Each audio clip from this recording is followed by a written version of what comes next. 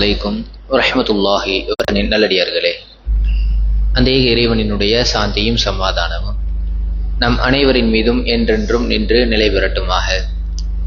தினம்தோறும் ஃபஜர் தொழுகை முடிந்ததற்கு பின்பாக ஒரு சில திருமறை குர்ஆனினுடைய வசனங்களையும் அந்த வசனங்களுக்கான விளக்கங்களையும் நாம் தொடர்ந்து அறிந்து வருகிறோம்.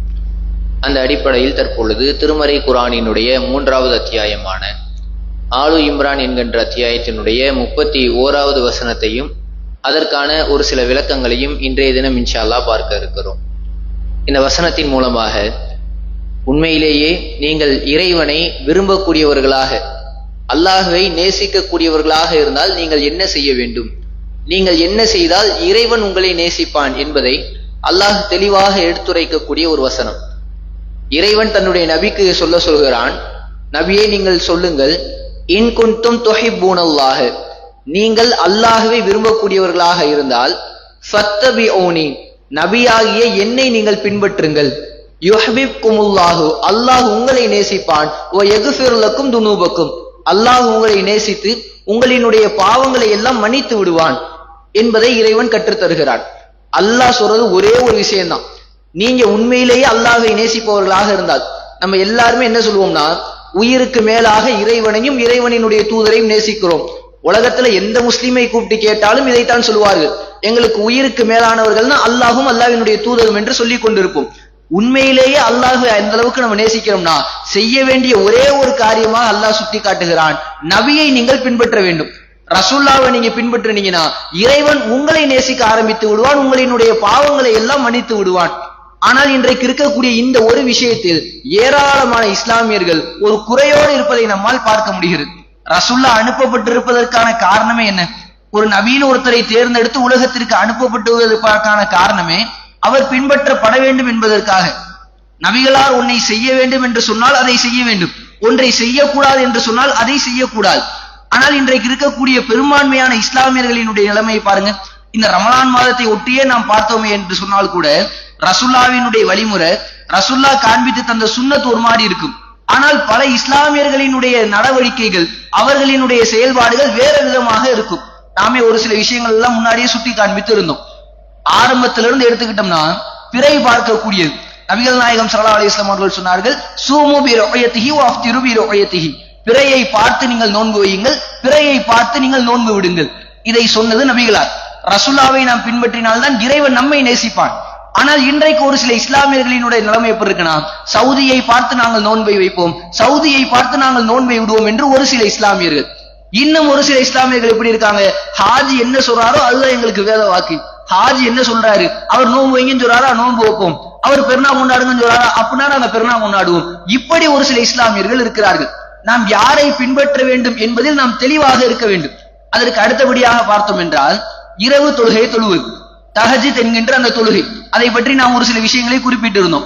நபிகளாரினுடைய வழிகாட்டுதல் 11 ரக்காயத்துகள், இல்லை என்றால் 13 ரக்காயத்துகள். ஆனால் இன்றைக்கு பெருமளவிலான இஸ்லாமிய கூட்டமே 20க்கும் அதிகமான ரக்காயத்துகளை தொழுது கொண்டும் அவர்கள் நடைமுறைப்படுத்திக் கொண்டு வருகிறார்கள். யாரிடத்திலிருந்து இந்த வழிமுறை எடுத்தார்கள் என்று தெரிய கிடையாது. ரசூலுல்லாஹ் 13 தொழுதிருக்காங்க, 11 தொழுதிருக்காங்கன்னா அதை தாண்டி இன்றைக்கு தொழுது கொண்டு இருக்கிறார்கள்.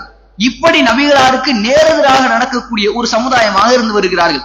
ரசூலுல்லாஹ் தெளிவா சொன்னது என்ன சொன்னாங்கன்னா, நீங்க இஃப்தாரை விரைவுபடுத்துங்க, சஹரை தாமதப்படுத்துங்க. அதாவது சஹர்னா நோன்பு வைக்கக்கூடிய நேரம். நோன்பு வைக்கிறது சுபுவினுடைய பாங்கு சொல்ற வரைக்கும் நீங்க டயத்தை இழுத்துக்கிட்டே சுபுவினுடைய பாங்கு சொல்ற வரைக்கும் சாப்பிட்டுக்கிட்டே இருக்கலாம். இஃப்தாருக்கு மகரிபினுடைய பாங்கு சொல்லிட்டாங்களா, உடனே நோன்பு திறந்துடும். இதுதான் நபி வழி. ஆனால் இன்றைக்கு இருக்கக்கூடிய பல இஸ்லாமியர்களுடைய நிலைமை எப்படி தெரியுமா, அதற்கு அப்படியே நேர் எதிராக சஹரை விரைவுபடுத்துபவர்களாகும், இஃப்தாரை தாமதப்படுத்துபவர்களாகும். கிட்டத்தட்ட 3 மணிக்கெல்லாம் சஹர் வச்சு முடிச்சிருவாங்க, 7 மணிக்கு தான் நோன்பை திறப்பாங்க. இந்த அளவுக்கு இருப்பவர்களாக ஒரு சில இஸ்லாமியர்கள் வாழ்ந்து வருகிறார்கள். ரசூலுல்லாஹ் என்னெல்லாம் செய்யுங்கன்னு சொன்னாங்களோ, ரசூலுல்லாஹ் செய்யுங்கன்னு சொன்னதெல்லாம் செய்யாம ரசூலுல்லாஹ் செய்யாதீங்கன்னு சொன்னது எல்லாத்தையும் செய்யக்கூடியவர்களாக இருந்து வருகிறார்கள். ரமலானினுடைய கடைசி பற்றினுடைய ஒவ்வொரு ஒற்றைப்படையிலும் நீங்கள் லைலத்துல் கத்ர் இரவை தேடுங்கள். இது நபிகள் நாயகத்தினுடைய வழிமுறை. ஒவ்வொரு ஒற்றைப்படையிலும் தேடணும். 21, 23, 25, 27, 29 எல்லா நாட்களிலும் லைலத்துல் கத்ர் இரவை தேட வேண்டும்.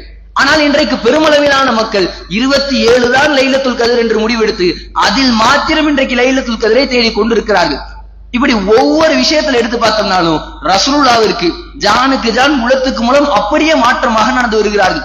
இறுதியாக ஒன்று சொல்லலாம், ரமலான் மாதம் முடிந்ததற்கு பிறகாக திடலுக்கு சென்று நாம் தொழுகை நிறைவேற்றுவோம். இதுக்கு நபிகளார் மிகப்பெரிய ஒரு ஆர்வம் ஊட்டி எப்படி சொல்லியிருக்காங்கன்னா, ரமலான் அந்த பெருநாள் தினம் வந்து விட்டால் ரசூலுல்லாஹ் பள்ளிக்கு போக மாட்டாங்க, எல்லா மக்களையும் அழைத்து கொண்டு முசல்லாங்கிற திடலுக்கு போவாங்க. முசல்லா என்றால் அங்க இருக்கக்கூடிய திடலினுடைய பெயர். முசல்லாங்கிற திடலுக்கு போய் எல்லாரையும் வர சொல்லுவார்கள். எல்லா ஆண்களும் வரணும், எல்லா பெண்களும் வரணும். தொழுகை இல்லாத பெண்கள் முதல் கொண்டு வர வேண்டும், தொழுகையை விட்டு ஒதுங்கிக்கோங்க, பயானை கேட்டு நீங்கள் பயன்பெறுங்கள் என்று சொல்லி நபிகள் நாயகம் ஸல்லல்லாஹு அலைஹி வஸல்லம் அவர்கள் கட்டாயப்படுத்தி இருக்கிறார்கள். உங்களுக்கு முக்காடே இல்லைனா கூட நீங்க யார்ட்டையாவது கடன் வாங்கியாவது முக்காடை போட்டு கொண்டு வாருங்கள் என்று பெண்களுக்கு கட்டளையிட்டார்கள். இந்த அளவுக்கு திடலுக்கு வருவதை வலியுறுத்தி இருக்கிறார்கள். ஆனால் இன்றைக்கு இஸ்லாமியர்களினுடைய நிலைமையை பார்த்தோம்னா, பெருநாள் தினம் வந்து விட்டால் திடலுக்கு செல்லாமல் பள்ளியை நோக்கி சென்று கொண்டிருக்கிறார்கள். பள்ளியில் பெருநாளினுடைய அந்த ஒரு தொழுகை தொழுது கொண்டிருக்கிறார்கள். இப்படி ஒவ்வொரு விஷயத்தை நாம் எடுத்து பார்த்தாலும் நபிகளார் அவர்களுக்கு நேரடியாக முரணாகும் மாற்றமாகவும் நடந்து கொண்டிருக்கிறார்கள். நடக்கிறதெல்லாம் இப்படி மாற்றம் நடந்துருது. ஆனால் பெயரை பார்த்தோம்னு வைங்களேன், நாங்கள் நபி வழியில் நடப்பவர்கள், சுன்னத்தை ஹயாத்தாக்கக்கூடிய ஜமாத்தார்கள் என்று பெயரை வைத்துக் கொள்கிறார்கள். பெயருக்காச்சும் கொஞ்சம் நியாயம் நடக்கிறதா இல்லையா? இப்படி அதிகமான விஷயங்களை பார்த்தோமேயானால் நபிகளாருக்கு மாற்றமாக நடந்து கொண்டிருக்கிறார்கள்.